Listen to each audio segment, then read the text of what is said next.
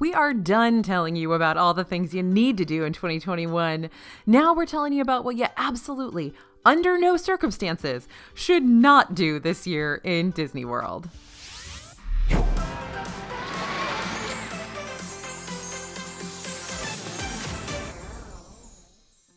Hey everybody, it's AJ for Disney Food Blog. All the changes at Disney World are making it super easy to make big, costly mistakes on your vacation. And we want to help you avoid that. So don't sabotage your trip. Don't make things harder for yourself. Follow these tips on what not to do in Disney World instead. Number 1, missing out on the park you want to visit. If you haven't been to Disney since the new rules and regulations have come into effect, you're going to be in for a learning curve. You'll want to familiarize yourself with the new Park Pass reservation system because without it, you aren't getting into the parks. So try to make your park reservations right after you purchase your tickets for the most availability. But know that some dates, like holidays, may book up far in advance, so be sure to knock those out quickly. If you try to make a reservation and the park you want doesn't have any more availability, keep checking back. We've noticed that park reservations sometimes open up in the days before. Since other people are changing their plans, sometimes Disney adds more availability, which means you might be able to snag that park reservation for Hollywood Studios at the last minute. So just like when you're looking for dining reservations, keep checking back because it can change. All right, next mistake to avoid: sabotaging your ability to park hop. You will have the option to park hop or visit more than one park each day if you have a ticket that allows it, if it's got park hopping on it. And that can be done pretty spontaneously. You don't need to book a park pass for a park that you hop to later in the day. Yes, you do need a park pass for your first park, but not for the second one. But you do need to plan where you want to start your day and actually go there before you start making decisions about which park to go to on the fly. You must visit the park you have a park pass reservation for in order to hop, or you will not be allowed into the second park you try to visit. You can't wait until late in the day to just start visiting parks without a park pass reservation. You need that park pass reservation in order to hop in the first place. So don't decide around 3 o'clock that you just want to go to a random park and not have a park pass for it. You've got to have a park pass for your first park. All right, number 3, not taking advantage of perks and extras. Disney may be starting to cut down on the extras they offer to resort guests. We just learned that the Magical Express that provides hotel guests with free rides to and from the airport is ending on January 1st, 2022. But there are still a few things you can take advantage of, and a few that may return in the near future. So you gotta know about these, because if you don't know about them, you're not gonna be able to use them. Transportation to and from the parks is still complimentary and readily available. You never need to worry about driving yourself to the parks or even other resorts at Disney World, though sometimes it can save you some time spent waiting on buses. Disney has discontinued free Magic Bands for hotel guests as well, but you'll still get a discount on bands if you purchase ahead of your stay. And Disney has currently paused their package pickup service for the most part, though you can still purchase artwork over $150 in Epcot and have it sent to the park entrance for you to pick up on your way out. The service did return over the holidays, though. You could have any purchased merchandise items sent to the front of the park, so you don't need to juggle souvenir bags all day, and it will likely return as Disney gets back to normal. We're also hoping that resort delivery could return. When that happens, you can have items purchased in the park sent directly to your resort hotel, which is what we're really waiting for to come back. But if you don't want to deal with carrying your souvenirs, you can still ask to have the items shipped home for you. This is really, really important. It isn't free. You will need to pay for shipping, but you won't need to worry about carrying your souvenirs home or paying extra for overweight bags on your flight home. So this is a huge, huge benefit, especially if you're buying a large souvenir or a breakable souvenir, because they will take care of all of that and it'll arrive at your house in a few days. So definitely remember that you're able to do that. And something else that's important about that shipping home, even if you bought something in a different store, so say you bought something on Monday of your vacation and on Friday you're trying to pack your bag to head home and that thing's just not fitting in your bag. It's not fitting in your suitcase. That's fine. Just take it to your resort gift shop. They can still ship it for you as long as you can say you got it at Disney World. Now, they should be able to just scan a SKU number if they've got one for it, and it shouldn't be any problem for them to ship it home. So even if you bought something earlier on your vacation that you just would rather have it shipped home instead of have to carry it yourself, they can absolutely do that for you even days later. Now, one resort hotel guest perk we are expecting to return, only a little different than it was before, is the extra magic hours. So Disney just announced that resort hotel guests will be able to enter all the parks 30 minutes prior to official park opening every day of the week. We're waiting to hear when this new system may start. They call it early theme park entry. And those extra 30 minutes can mean you get to ride some of the top rides in the park before regular day guests even arrive. So that could be a big perk. Be sure you keep that on your planning platform and know that that's available to you because it will be brand new when it opens up. All right, number 4, mistake to avoid on your 2021 Disney World trip, only bringing one mask. Yep, you're still going to be wearing a mask in Disney World for the foreseeable future, so you better plan ahead. Eating and drinking can get your mask dirty, especially your little ones, and a pop-up rainstorm or ride on Splash Mountain can mean a soggy, damp mask, which doesn't work anymore. No one wants to deal with that all day, and it's just not safe. Also, masks can irritate, just like the wrong shoes can, so bring a few different kinds to switch between, because different fabrics, a few disposable masks. Being able to switch between masks means that things won't rub your ears the same way all day long. You can switch around. Now, synthetic masks, like disposable masks, don't absorb sweat, so they can get really uncomfortable during those hot summer months. Cotton masks do absorb sweat, but then they get kind of heavy and swampy, and it's good to switch between throughout the day. I always like to do that when I've got a full day at a park. Also, bring that mask chain. It's more sanitary to keep your mask on a chain and around your neck than setting it on a table or taking it off and putting it on the ground or whatever, or even stuffing it in your pocket. I loved having the mask chain because if I needed to just take a sip of water, I could just take the mask off and it would just hang around my neck while I took a sip of water, and then I could put the mask back on super easy, no problems. Didn't have to find a place to stuff it in a bag or something like that. And remember to check what counts as a mask in Disney World before your trip. You will not be allowed in if you bring gaiters, masks with vents, or bandanas. All right, next mistake to avoid, missing those huge discounts. Don't miss out on hotel and merchandise discounts. Hotel discounts should be plentiful this year, except maybe for super busy times like major holidays or the 50th anniversary in October. Right now, hotels are up to 30% off into July. With fewer people in the parks, merchandise is getting deeply discounted too when it doesn't sell. We just saw holiday merchandise for 70% off right after New Year's. Seasonal merchandise always gets a discount, but 70%, that's huge. All right, next mistake to avoid, sleeping in on your Hollywood Studios day. With the park opening at 9 a.m. or later, you might be tempted to sleep in, but do not do this if you want to ride Rise of the Resistance. Now, I know you're saying, AJ, you told me I didn't have to go in to the park right when it opens anymore. Is that what you sound like? I don't know. Am I wrong? Okay. Well, that's right, viewer. You do not have to go into the park right when it opens anymore, but you still have to wake up because boarding passes, or your spot in that virtual queue, opens at 7 a.m. right now. And you'd better be awake, phone in hand, ready to click through the My Disney Experience app in order to get one. Even if your time to ride isn't until later in the day, you may still want to arrive early at park open when crowds are lower to knock out a few other rides first thing in the morning. And yes, you can currently try to get a boarding group at 1 p.m. once you're in Hollywood Studios, but if it were me, I wouldn't risk waiting until then to try for a pass. There aren't as many available later in the day, and the later your boarding group, the less likely it is that you will definitely get to ride. Though even if you get up at 7 a.m., do everything right, or you might still strike out. All right, number 7 mistake to avoid, thinking you'll definitely get a boarding group.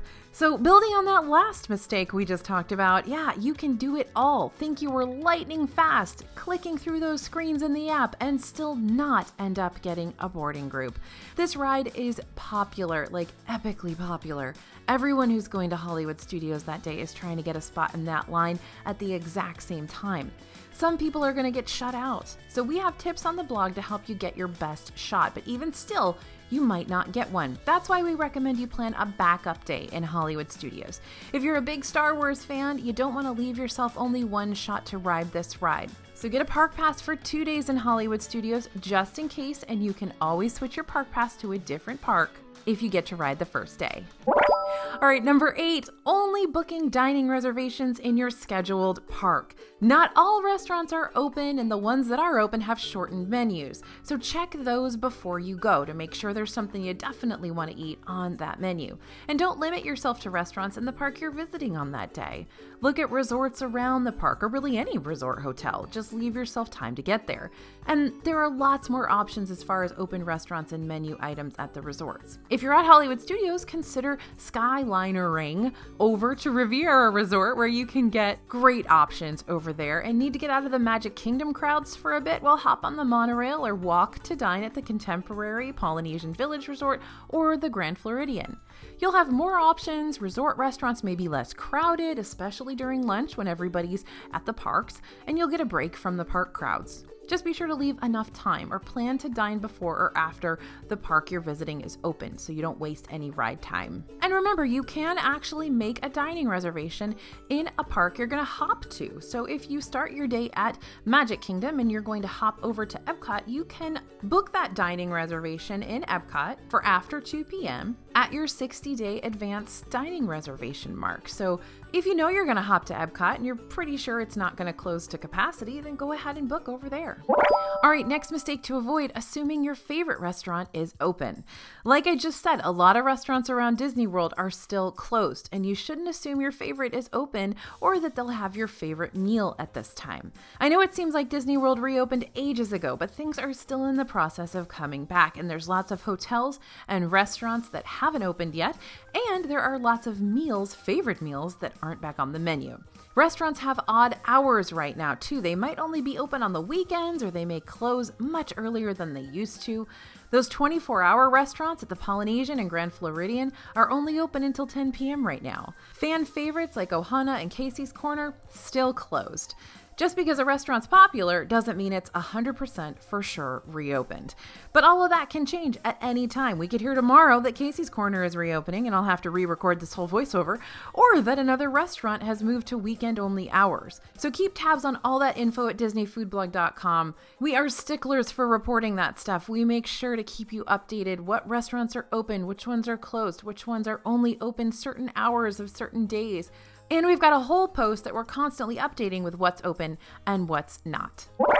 All right, number 10, not leaving enough time to get from place to place. This is one we struggle with all the time, even when Disney World is normal. But with capacity restrictions, it takes longer than ever to get around Disney World, which, to be honest, still took a long time when things were totally normal. Plan sit-down meals at resorts before or after park hours, so it's less of a concern to use up your park time riding around on Disney transportation or finding a parking spot or waiting for a bus that has room in it. Because remember, those buses are chopped up into different sections so that they're not seating groups next to each other. And also know how to get from park to park if you're park hopping, so you don't waste time figuring out or taking a less direct route. The Epcot monorail is still closed, so it will take longer to get between Magic Kingdom and Epcot than what you're probably used to if you're a Disney veteran. Most parks will require a bus to get between them, though you can take the Skyliner or boat between Epcot and Hollywood Studios. And know how to get from place to place in general. If you're traveling between resort hotels, you'll more often than not need to transfer at a park or at Disney Springs. Most resorts are not connected by walking path, Skyliner, or boat, though a few are. So plan that transfer time into your schedule. And not all resorts are connected by the same boat system or even the Skyliner line. Check out what connects to what ahead of time. If you're still in doubt, signs at the mode of transportation will tell you where it goes. You can get a boat to the Polynesian from the Magic Kingdom, but that's a different boat than the one you take to Wilderness Lodge and the Contemporary. So don't waste your time by getting in the wrong line or worse, on the wrong boat altogether. You can always drive to cut down on travel time, but there may still be lines at parking lot toll booths that can slow you up, so always have plenty of time to get where you need to go. All right, number 11, don't miss those big updates. One thing we do absolutely 150% know about 2021 is that things are going to change. Things are going to change a lot, and it could be tomorrow, and it could be next month, and it could be both. So things are going to change up to and during your trips. Health and safety guidelines, park capacities, park hopping rules, which restaurants and resorts are open, booking windows could change, and resort perks or the dining plan may return, fireworks, character meet and greets, etc., etc. A lot of things will be in flux this year, so it's important to stay on top of everything and adjust your plans accordingly. That likely means not planning everything down to the second, months in advance of your trip, which is a hard habit to break if that's the Disney trip you're used to. So join our newsletter so you know when those discounts happen, when FastPass comes back, when the Disney dining plan comes back, or even free dining is announced. There's a lot that's going to happen this year, and if you're going to Disney, you're going to want to know about it to have the best trip you possibly can. So we've got a link to sign up for our newsletter in the description of this video. Sign up, and I promise you won't miss a thing. We write about everything that happens. It's kind of crazy, but we just can't help ourselves. All right, number 12, don't miss out on all the new stuff. Okay, so much stuff is happening. This year is going to take planning. There are new restaurants. Everglazed Donuts and Cold Brew and Gideon's Bakehouse have already opened in Disney Springs, just in case you were having a sugar deficiency. Gideon's should absolutely be on your list of new things you got to check out. The cookies are amazing. These things have a cult following for a reason. So time it out so you get an extra special treat too that's only available for 1 hour each day. From 7 to 8 p.m. you can get that hot chocolate chip cookie with ice cream, and saying it's life-changing probably is not too much of an exaggeration for a lot of us. And then there's the stuff we're all waiting for. Remy's Ratatouille Adventure and Le Crêperie coming to the France Pavilion. Guardians of the Galaxy Cosmic Rewind coming to Future World and Epcot. Better be ready to tackle the virtual queues that come from these new rides. Be prepared to make a dining reservation ASAP for what we expect to be some amazing crepes. Maybe Space 220 will even open. Oh my gosh, can you imagine? Or Woody's Roundup Barbecue. There's a lot that could open this year. And strolling into Disney World on a whim with no plans in 2021 means you'll likely miss out on a lot of the new exciting stuff. Planning is your friend. Even though we just told you don't plan too much, planning is still necessary. All right, number 13, waiting in lines you don't need to wait in. Okay, lines are everywhere in Disney World right now. They are long and unwieldy, and you want to avoid every line you can, right? Mobile ordering may not be the line cheating hack it once was, but Disney has introduced mobile checkout that they're testing in some stores, which lets you scan your items with your phone's camera, pay in an app, and skip the cashier altogether. If you're dining at table service restaurants, take advantage of the walk-up waitlist reservations. You can see if there are any last-minute reservations nearby without having to wait and ask at the restaurant podium. And remember to use mobile check-in for your table service meals. There may not be anyone at the podium and you'll have to wait, or there may be a line. You can let them know you're there and ready to eat right in the app. All right, number 14, not getting to eat when you want to. So about that mobile ordering, this used to be our go-to hack to skip long lines waiting to order at counter service restaurants in the park. Well, now everyone has to mobile order, and you might not need to wait in a physical line, but it also might be 2 hours before you can pick up your food. So place your mobile orders at least an hour before you want to eat, though keep an eye on crowd levels and adjust accordingly if it's super busy and you want to eat at a traditional mealtime, because those can sell out. You actually have to choose the time you want to eat when you mobile order, and only so many people can eat at a certain time. So by the time you get hungry at 11 a.m., the 12 p.m. and 1 p.m. slots might already be gone, and you might have to wait till 2 p.m. to eat your food. So you're going to want to plan ahead on that one. Place your mobile order earlier in the morning and you can choose pretty much any time you want to choose. And number 15, the mistakes people make all the time. We know you guys don't like when we repeat things here on DFB, but for those of you who are new to our channel, here are a few things we say all the time but are very important and you guys need to know about them. These are all the mistakes people make on their Disney trips, even when it's not 2021, and you need to know about these and prepare for them. Number 1, don't get dehydrated. It's harder to drink water when you're wearing a mask all day, and you need to be stationary and socially distanced to take your mask down. So set some timers, plan water breaks, do whatever you gotta do. You can get free water all over Disney World. Just ask at quick service restaurants or anywhere with fountain sodas, and they'll grab you a cup. So stay hydrated. You will feel so much better, and you can actually keep yourself from getting really, really sick.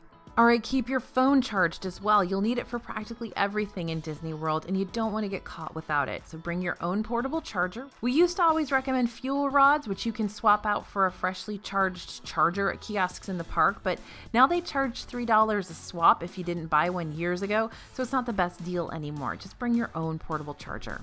And break in those shoes. You are going to walk a ton, and poor fitting shoes or new shoes your feet aren't used to are not going to cut it. Save those cute new shoes for another occasion. Disney World is the place for your tried and true, well-worn in sneakers or your sandals that you know can get wet and dry really quickly. You know, the ones that maybe don't look as cute, but they are reliable. So there it is, the stuff you under no circumstances should mess around with in Disney World. We love sharing these tips with you guys because we've all been there before. These are real life mistakes our team has made and dealt with, and we don't want you to have to work through the same headaches and missteps. And if you've got any tips of your own, if you've been in 2020 or 2021 and you've got some tips for our viewers, please leave them in the comments. They'll be super helpful. Thank you guys for listening, and thanks for watching. As always, this is AJ for Disney Food Blog, and we'll see you real soon.